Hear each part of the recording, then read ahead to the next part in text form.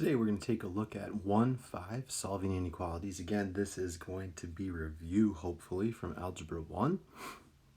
For those of you that don't maybe remember it, I'll pick it up as far as things go and hopefully fill in some gaps so you can do this. It's not challenging by any means.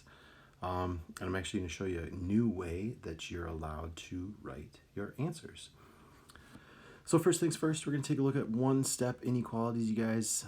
Very straightforward in terms of things. Keep in mind, as we are solving, PEMDAS is used for order of operations when evaluating.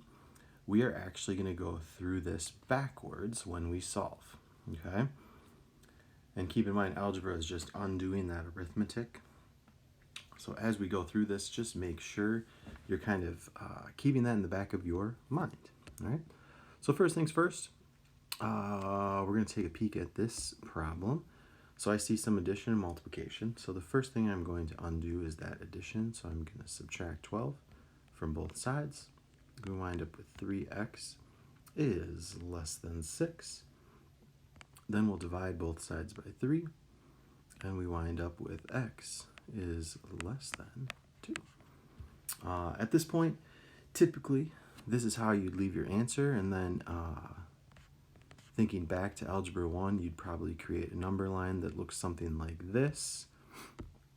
And then we know at 2, we have an open circle, and then we're shading to the left. All right? I'm actually going to put that on the number line since I grabbed a different color. Remember, open circles go with less than and greater than. Closed circles go with less than or equal to or greater than or equal to. All right, there is a new way you are allowed to write your answer. And once you have the graph, it's really easy to see.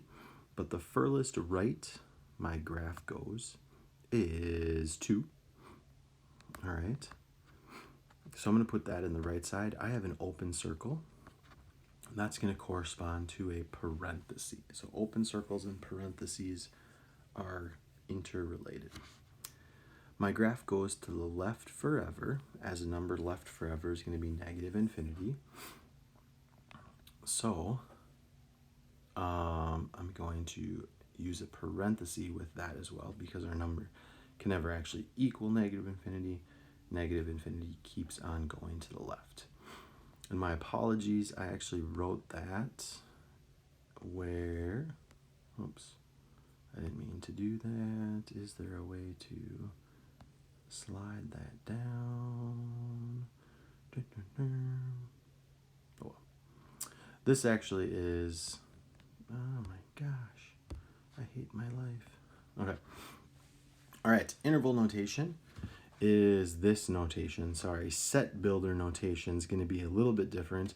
We are typically not going to use set builder notation. Interval notation, you guys, is fair game for leaving your answers in. The reason I want to show you set builder notation is a lot of times the textbook is going to give their answer like this. All right. So they're going to say x is my variable and my solution is x is less than 2. And they're going to put it in brackets.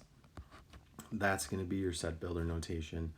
Again, that's how the textbook is probably going to list your answer, but you don't need to do that. You are welcome to do old school way or interval notation with your answer. All right. Sorry for that long-winded explanation. Continuing on to part B, very similar question. If we move the y's together, we're going to have 3y is less than or equal to 12. Then we're going to divide both sides by 3, and we have 4 is less than or equal to y.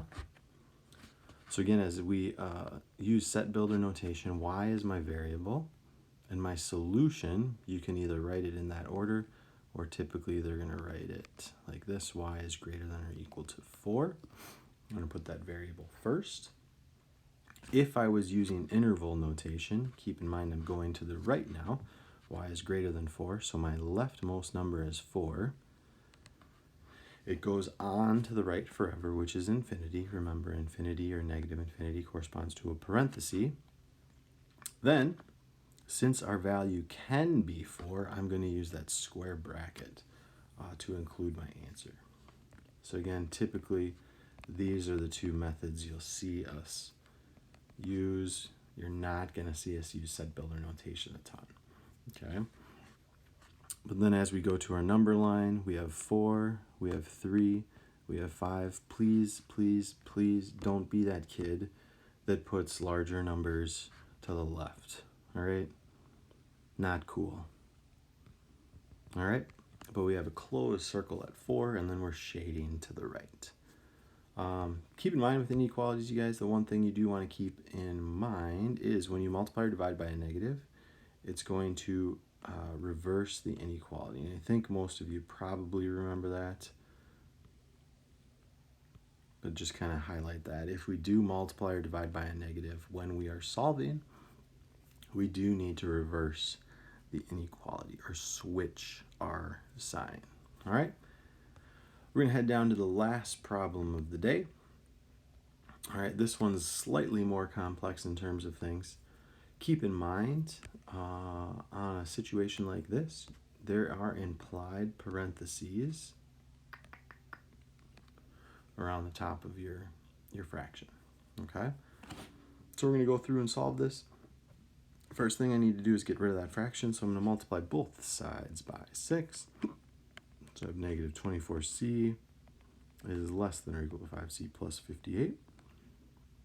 I'm going to move the 5c over, so I have negative 29c is less than or equal to 58. And then I'm going to divide by negative 29. Keep in mind when I divide by negative 29, I need to reverse my sign, or reverse the inequality. So we have c is greater than or equal to negative 2. If I was using set builder notation, I would define c as my variable, and I'd say c is greater than or equal to negative 2. If I'm using interval notation, negative 2 is my leftmost number. It can be that number, so I'm going to use that square bracket, and then it goes to the right forever, which is positive infinity. Go to my number line, define some direction, smaller numbers to the left, larger numbers to the right. I'm going to have a closed circle at negative 2, and again, I am shading to the right forever. So there's 4 ways you can kind of display your answer: algebraically, using set builder notation, using interval notation, or you obviously can use that number line to depict that solution. All right? So I'll kind of zoom out again, let you take it all in. Homework, as always, is on the bottom, but please, please, please pay attention to Schoology, you guys. Assignments do change from time to time. So that's that, 1-5. We're almost through chapter 1. Let me know if you have questions.